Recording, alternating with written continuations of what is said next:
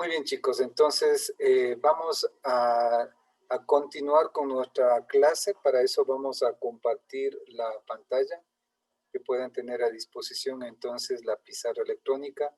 Y lo que vamos nosotros a ver es continuar con lo que habíamos analizado.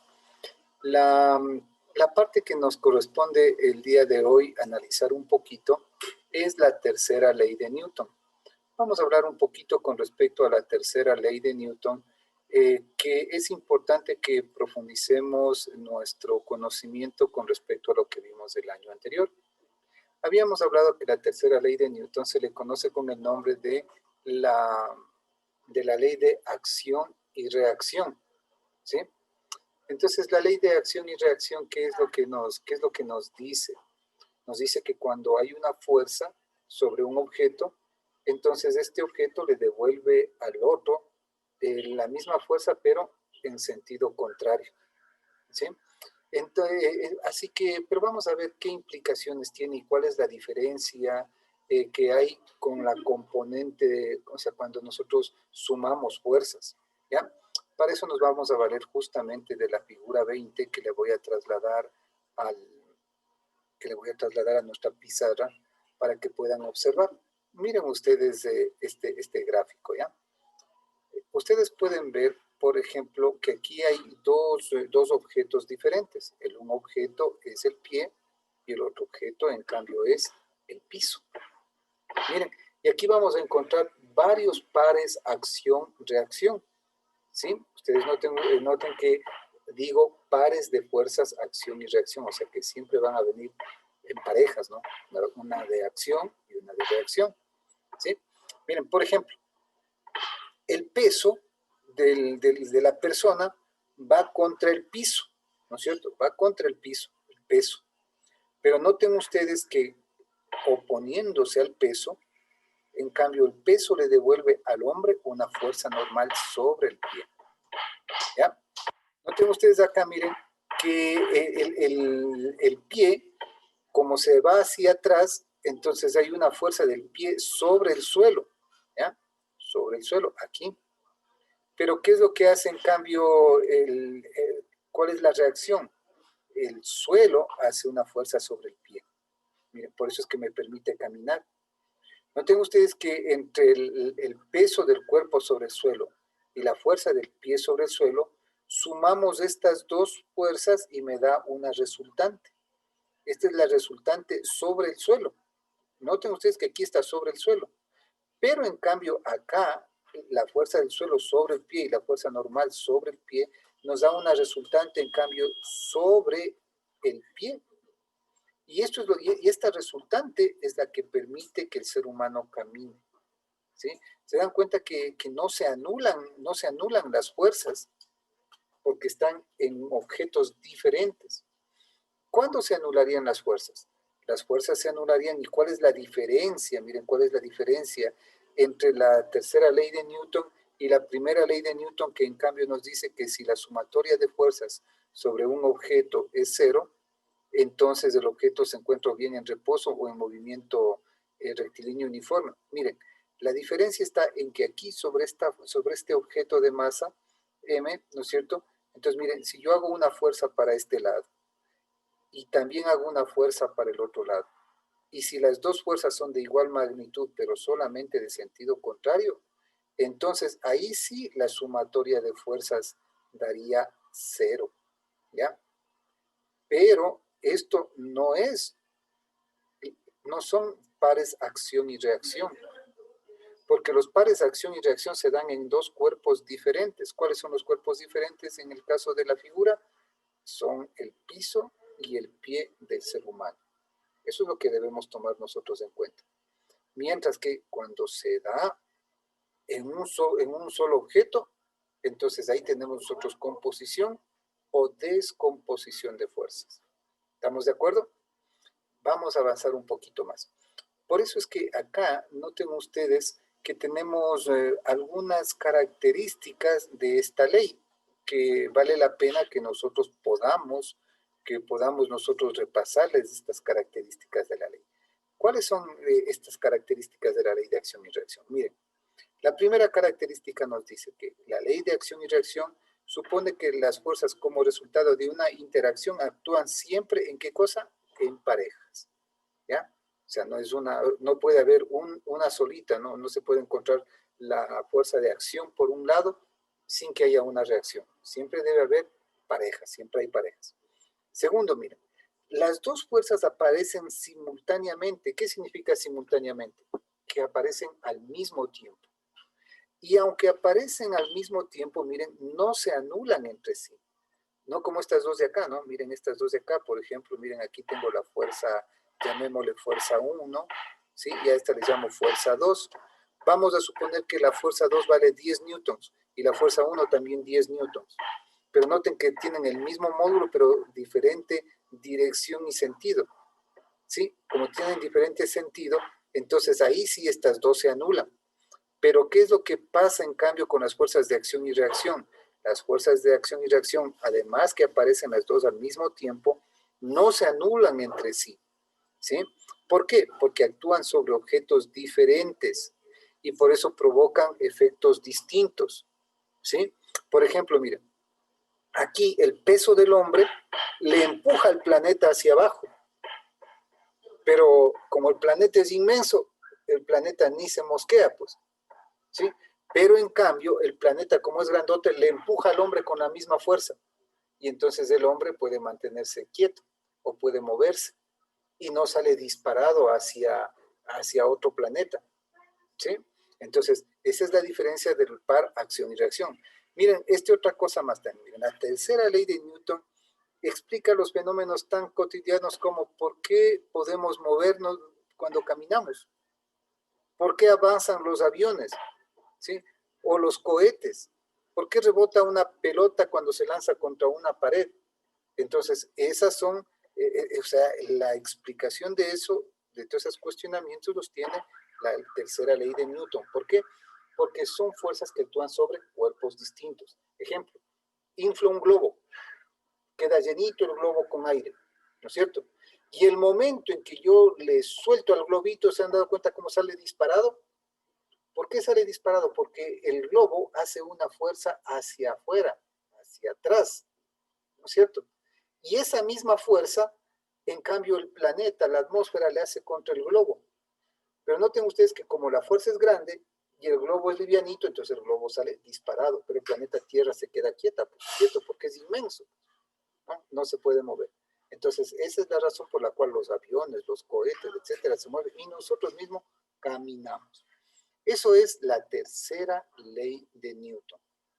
Ya, vamos nosotros a analizar estos dos ejemplos que son muy importantes. Miren, vamos a ver este primer ejemplo. Noten ustedes este ejemplo. Y vamos a pasarle por acá a este ejemplo de la tercera ley de Newton. Miren lo que nos dice.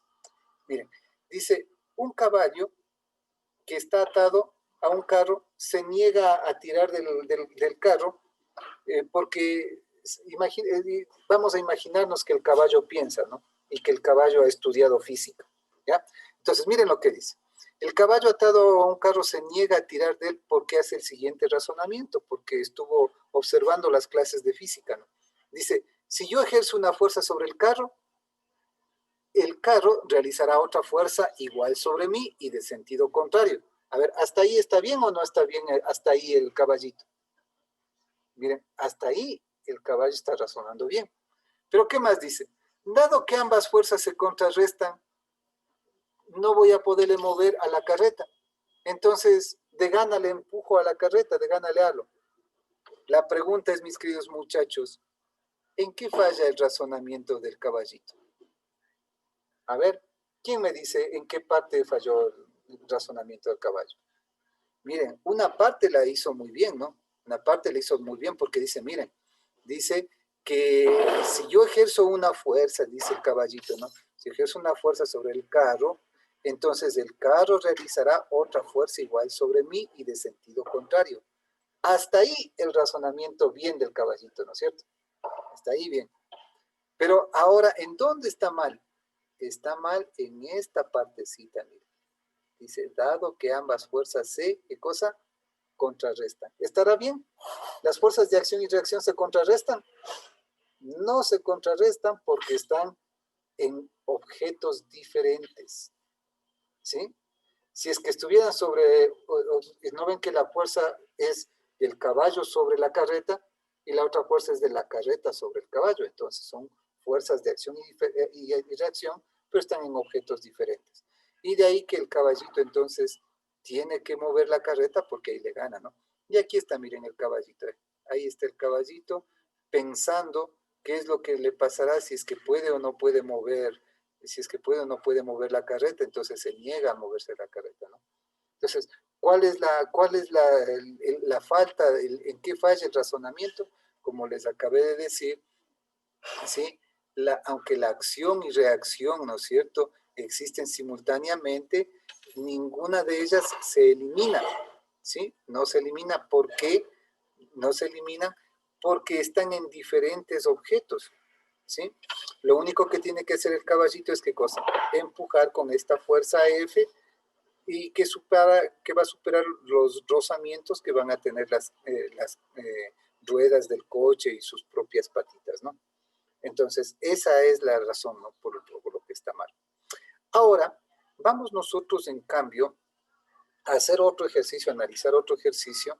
Vamos a dejarle a este de la tercera ley de Newton, ¿no es cierto?, por un ladito. Y vamos nosotros ahora a hacer otro ejercicio en donde vamos a aplicar el concepto de impulso, ¿ya? Eso lo vimos la clase anterior. ¿Qué era el impulso? A ver, el impulso, vamos a ponerle acá por si acaso, ¿no? Vamos a ponerle por acá, ¿ya? Entonces, recordarán ustedes que el impulso no era otra cosa más que cuando yo cojo con una fuerza, ¿no? Vamos a suponer que quiero saltar, vamos a suponer que estos son mis pies. Entonces doblo mis pies y hago una fuerza por un momentito y ahí me impulse. Miren, entonces, como ustedes pueden darse cuenta, el impulso tiene que ver inclusive con la cantidad de movimiento. Y entonces de ahí el impulso vamos a sacar justamente de eso, ¿no? De la fórmula de la cantidad de movimiento. ¿Qué me decía que la fuerza es con respecto a la cantidad de movimiento? Nosotros habíamos visto en la ampliación de la segunda ley de Newton que la fuerza es la variación de la cantidad de movimiento cuando esta variación se hace en una variación de tiempo, ¿sí? ¿Ya? Entonces, cuando yo cojo, miren, cuando yo cojo esta variación de tiempo y le paso al otro lado de la igualdad, me va a quedar la siguiente cosa, miren, me va a quedar variación de tiempo, ¿no es cierto? Esto por fuerza, ¿sí? ¿Ya? Y esto va a ser igual a ¿qué cosa? A la variación de la cantidad de movimiento. Entonces, a cada una de estas expresiones, se le conoce con el nombre de ¿qué? Con el nombre de impulso, ¿ya? Entonces, ¿yo qué podría decir? Podría decir que el impulso, ¿no es cierto? El impulso es igual a la variación de tiempo por fuerza, ¿sí? O sea, o la fuerza que yo aplico en un tiempo. O también puedo decir que el impulso es igual a la variación de la cantidad de movimiento. ¿Y qué es la variación de cantidad de movimiento? Ustedes recordarán que es una cantidad de movimiento final, como todas las variaciones, ¿no? Menos cantidad de movimiento inicial. Y si le desglosamos un poquito más, ¿cómo sería eso? Sería una masa, ¿no es cierto? Una masa por una velocidad final, ¿sí? Y menos una masa, ¿no es cierto?, por una velocidad inicial. Noten ustedes que eso sería el impulso. Entonces, el impulso, como tiene que ver con la cantidad de movimiento, la unidad del impulso sería la misma unidad de la cantidad de movimiento lineal, es decir, kilogramo, ¿no es cierto?, kilogramo por metro sobre segundo, ¿ya? Cuidado con confundirnos con las unidades de la fuerza. La unidad de la fuerza, en cambio, es el newton, y el newton es kilogramo por metro sobre segundo, pero al cuadrado. Cuidado, no nos vayamos a confundir con eso, ¿no? Entonces, esto se le conoce con el nombre de impulso y estamos viendo que se le representa con la letra I mayúscula, ¿no? Ese es el impulso y se mide en kilogramos por metro sobre segundo. se le puede calcular como la variación de tiempo por fuerza o como la variación de cantidad de movimiento, que es masa por velocidad final menos masa por velocidad inicial. ¿Ya? Con este antecedente, refrescándonos un poquito la mente, vamos nosotros a resolver este otro ejercicio. Miren lo que nos dice aquí, que es muy interesante. Miren lo que nos dice. Calcula, a ver, vamos a hacer esto, ¿ya? Vamos a hacer esto. Miren lo que nos dice. Calcula la fuerza horizontal con la que un futbolista debe golpear un balón de 350 gramos de masa para que éste se desplace a 20 metros por segundo, sabiendo que el impacto dura 0,10 segundos, o sea, una décima de segundo. ¿Y cuál es la fuerza que recibe el pie del futbolista? Ah, miren, qué interesante, ¿no? Nos pide que calculemos la fuerza horizontal que tendría un futbolista. Vemos que hay un gráfico, no hay un gráfico. Vamos simplemente acá. A ver, entonces, vamos a tomar los datos. A ver, vamos a coger los datos. Y en los datos, ¿qué nomás tenemos? A ver, en los datos. A ver, tenemos lo siguiente en los datos. A ver, voy a poner aquí los datos, ¿ya? Vamos a coger los datos. Los datos de este ejercicio nos dicen lo siguiente. A ver, calcula la fuerza horizontal. Entonces nos dice que calculemos una fuerza horizontal, ¿no es cierto? ¿Cuál será esa fuerza horizontal? ¿Sí? Con la que el futbolista debe golpear un balón de 350 gramos de masa. Entonces la masa sería igual a 350 gramos, transformados a kilogramos sería 350 dividido para 1000, es decir, 0,350 o 0,35 podemos ponerle, ¿no? Esto ya sería kilogramos. Siempre debemos pasarle al sistema internacional. Dice, para que este se desplace a 20 metros por segundo a la menos 1, es decir, que sería la velocidad final, ¿no es cierto? La velocidad final sería igual a ¿cuánto? La velocidad final sería de 20 metros sobre segundo, ¿no? No tienen ustedes que decir metros por segundo a la menos 1, es lo mismo que decir metros sobre segundo, ¿ya? Dice, sabiendo que el impacto dura una décima de segundo, o sea, la variación de tiempo ha sido de ¿cuánto? La variación de tiempo ha sido de una décima de segundo, o sea, 0,1 segundo. ¿Ya? A ver, entonces vamos a ver de qué herramientas disponemos. A ver, entonces nos damos cuenta aquí que miren, que cuando yo digo que el impulso, ¿no es cierto? Que el impulso puede ser igual a qué cosa. A ver, pongámosle más bien la fórmula completa. A ver, decíamos nosotros que la fuerza, ¿no es cierto? Que la fuerza es igual, ¿no es cierto? A la variación de la cantidad de movimiento, sobre una variación de tiempo, miren, ¿sí? ¿Ya? Aquí podemos nosotros, miren, ya encontrar tranquilamente la fuerza, pero para eso deberíamos calcular la variación de cantidad de movimiento. ¿Se dan cuenta?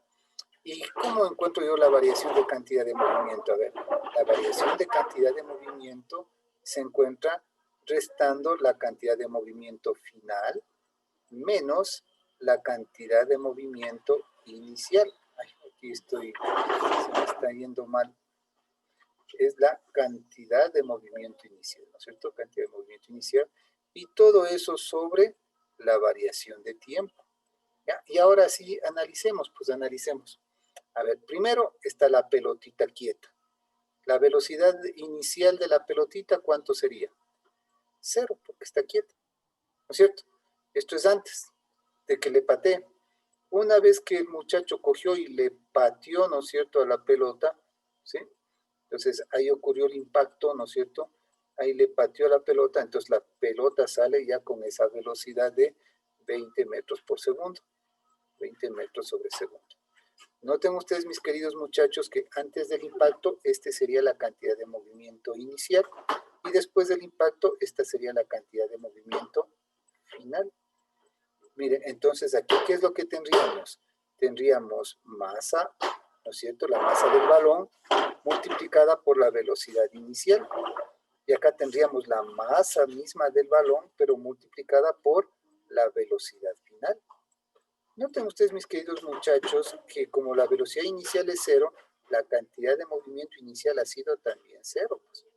Entonces, esos datos pongámosle aquí. A ver, la fuerza sería igual a cantidad de movimiento final, ya sabemos que es masa, ¿no es cierto?, por velocidad final, ¿ya?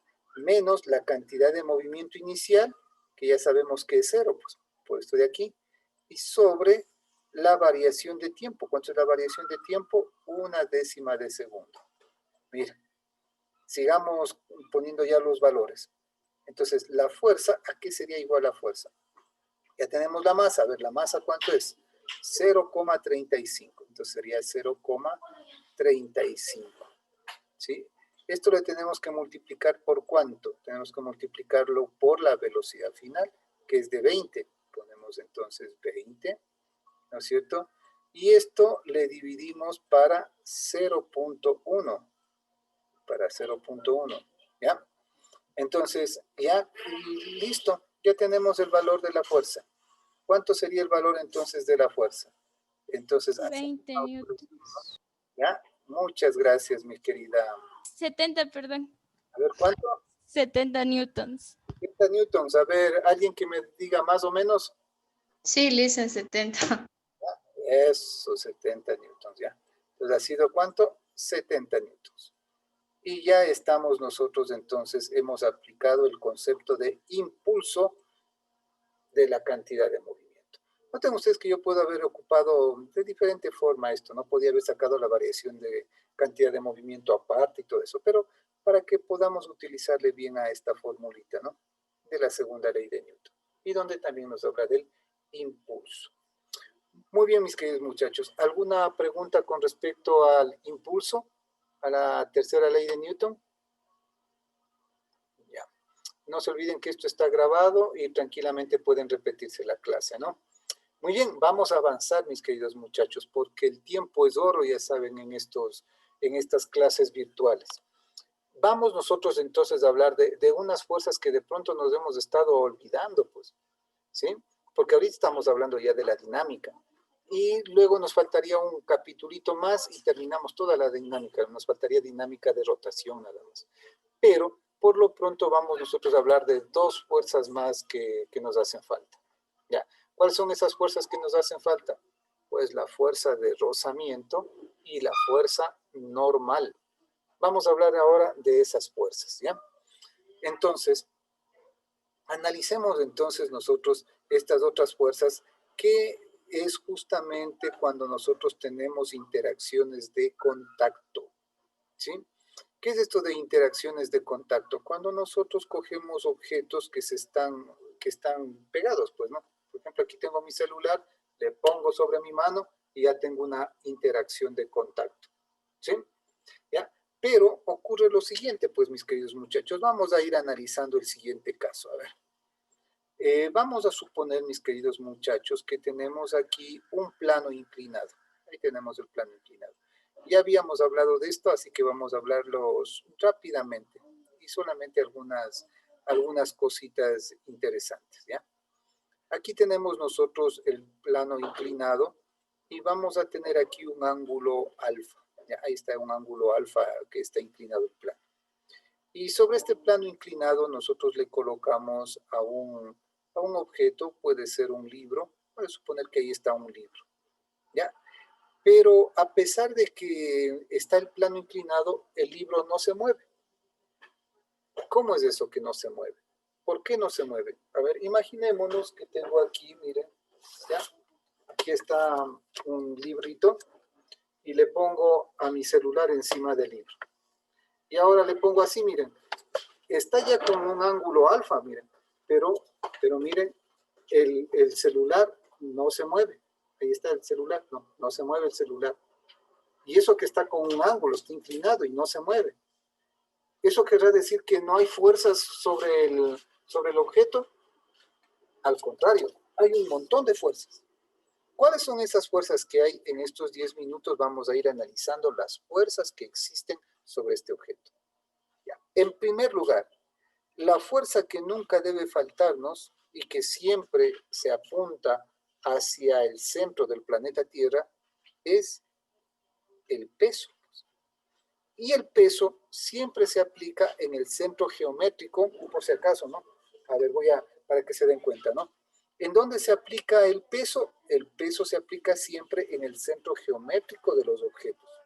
Como aquí yo tengo un libro que es medio rectangular, entonces para encontrar el centro geométrico lo que hago es simplemente, miren, encontrar en dónde se cruzan las dos diagonales. ¿Ya? Entonces en ese puntito que está ahí, justo ahí, ahí le aplicaré yo al peso. Entonces miren, desde ahí estaría el peso hacia el centro del planeta Tierra. Ese es el peso. Primera fuerza, miren. ¿Ya? La primera fuerza sería entonces el peso. ¿Ya? Miren, pero para que se me haga más fácil la situación, voy a trazar un plano cartesiano que sea paralelo al plano inclinado y perpendicular al mismo. ¿Ya? Vamos a hacerle con azul, hagámosle esto. Entonces, noten ustedes que yo voy a coger así, miren, el plano cartesiano. Ahí está el plano cartesiano, ese sería el eje X, y por aquí tendríamos al eje Y. Miren, perpendicular, ahí está el eje Y. ¿Ya? Ahí está el eje Y. Entonces, noten ustedes, mis queridos muchachos, que ahora que ya tengo el eje X y el eje Y, ya puedo yo descomponer las fuerzas, ¿no? Este sería el eje X y por aquí tendríamos al eje Y. Muy bien. Ahora ya puedo ir viendo qué otras fuerzas nomás existen. A ver, recuerden ustedes que el peso P, al tener con respecto al plano cartesiano, al tener un ángulo, entonces se va a descomponer. Ya habíamos nosotros hablado en primero de bachillerato y en segundo de bachillerato que este ángulo alfa, miren, se traslada ahora acá, a este otro lado, ¿sí? Y que ahora sí podemos nosotros, inmediatamente podemos nosotros, podemos descomponerle al peso en sus componentes rectangulares. Por eso yo le voy a sacar paralelas para el eje X y paralela para el eje Y. Y entonces este peso P se me va a transformar, se me va a descomponer en un peso en Y se me va a descomponer en un peso en X. Miren, ahí le he descompuesto al peso P en un peso en y en un peso en X. Este sería entonces el peso en Y, ¿sí? Y este de aquí sería el peso en el eje X. ¿Ya? Muy bien, y ahora sí sigamos analizando. ¿Solamente habrán estas fuerzas? Pues no, también hay otras fuerzas, porque si solamente hubiera el peso X, el objeto se iría para abajo del plano inclinado. Si solamente hubiera el peso Y, rompería el plano inclinado y se iría para este lado. Pero algo se opone al peso Y. ¿Qué se opone al peso Y? Pues se opone la famosa fuerza normal. Entonces, vamos a mandarle con rojito, ¿sí? Vamos a mandarle con rojito a la fuerza normal. Miren, la fuerza normal está justo oponiéndose al peso Y. Esa sería la fuerza normal, que nosotros le hemos identificado como Fn, ¿no? Por eso yo les decía, tengamos cuidado cuando hablamos de la fuerza neta, nos vayamos a confundir con la fuerza normal. Por eso le ponemos fuerza neta a toda la palabra. Pero aquí le pongo Fn, que es la fuerza normal. ¿Cuál es la fuerza normal? La fuerza que es perpendicular al plano donde se encuentra el objeto y que se opone al peso. Pero noten ustedes que si no hubiera más fuerzas, el objeto se iría hacia abajo del plano inclinado. Entonces debe haber alguna otra fuerza que haga que se detenga el objeto. Y esa fuerza que hace que se detenga el objeto es la fuerza de rozamiento, pues, ¿ya? Porque si no hubiera rozamiento, el objeto se resbalaría y se iría para abajo suavito. Pero como no se está yendo para abajo, entonces debe actuar la fuerza de rozamiento. Entonces vamos a ponerle a la fuerza de rozamiento. ¿Y dónde se pone la fuerza de rozamiento? Pues la fuerza de rozamiento siempre se le dibuja oponiéndose al movimiento. Es decir, que estaría para el otro lado del peso en X. ¿Ya? Entonces, para acá estaría, miren lo importante que es hacer la flechita, ¿no? ¿Ya? Para acá estaría la fuerza de rozamiento. Miren cómo le pongo la fuerza de rozamiento con una F minúscula y la R. ¿Ya? Noten ustedes que el objeto aquí está en reposo, ¿no es cierto? O sea, no se mueve. Eso indica, mis queridos muchachos, que debe haber dos tipos de rozamiento. Un rozamiento estático y un rozamiento dinámico. ¿Qué significa rozamiento estático y qué significa rozamiento dinámico? Entonces, eso vamos a poner en este momento. Rozamiento estático. Le voy a poner solamente la E. El rozamiento estático es cuando el objeto no se mueve. Cuando el objeto no se mueve, entonces tenemos nosotros el rozamiento estático. El objeto no se mueve. ¿Ya? Cuando el objeto no se mueve, ¿ya? Entonces nosotros vamos a tener que hay un coeficiente de rozamiento estático. ¿Ya? A este se le conoce con el nombre de coeficiente de rozamiento estático. Y la fuerza de rozamiento también se llamará fuerza de rozamiento estática. ¿Ya? Y la fuerza de rozamiento estático se calcularía multiplicando el coeficiente de rozamiento estático por la fuerza normal. ¿Sí? De esa manera se calcularía la fuerza de rozamiento estático, o sea, cuando el objeto no se mueve. Y tendríamos nosotros un rozamiento dinámico, esto sería, la D sería de dinámico, ¿no? Cuando el objeto sí se mueve. Cuando el objeto sí se mueve, entonces nosotros vamos a tener un coeficiente de rozamiento dinámico. ¿Ya? El objeto aquí sí se mueve. ¿Qué pasa cuando el objeto se mueve? Entonces, cuando el objeto se mueve, vamos a tener un coeficiente de rozamiento dinámico, ¿ya? Y cuando tenemos nosotros un coeficiente de rozamiento dinámico, entonces vamos a tener una fuerza de rozamiento dinámica, o sea, cuando el objeto se está moviendo. Y esa fuerza de rozamiento dinámico, noten ustedes que es la misma fórmula, miren, solamente cambiaría el coeficiente, tendríamos coeficiente de rozamiento dinámico multiplicado también por la fuerza normal, ¿ya? Ahora, ¿cuándo aparece, miren, el coeficiente de rozamiento estático? El coeficiente de rozamiento estático aparece cuando la sumatoria de fuerzas es igual a ¿cuánto? Es igual a 0. ¿Y cuándo aparece el coeficiente de rozamiento dinámico? Aparece el coeficiente de rozamiento dinámico cuando la sumatoria de fuerzas es diferente de 0. ¿Ya?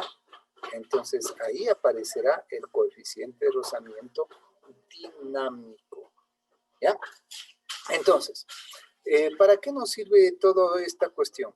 Nos sirve para nosotros poder entender cuándo el objeto se mueve o qué ángulo debemos darle nosotros al plano inclinado para que el objeto se mueva.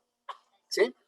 Noten ustedes que de esa manera se construyeron también las pirámides de Egipto, ¿no? A través de planos inclinados que nos ayudan a evitar la fuerza. Muy bien, mis queridos muchachos, por lo pronto vamos a quedar hasta ahí. Como ustedes pueden ver, ya nos falta menos de un minuto. Ya ha sido un gusto poder estar con ustedes en esta tarde. La próxima clase vamos a hacer ejercicios con respecto a esto y avanzar un poco más en la materia. No se olviden de igualarse en los deberes. También ya voy a subirles ejercicios de esto al Google Classroom. Cualquier pregunta, cualquier novedad, por favor, me la hacen a través del tablero de Google Classroom. Pueden abrir sus micrófonos para despedirnos, chicos, que ya mismo se nos cierra.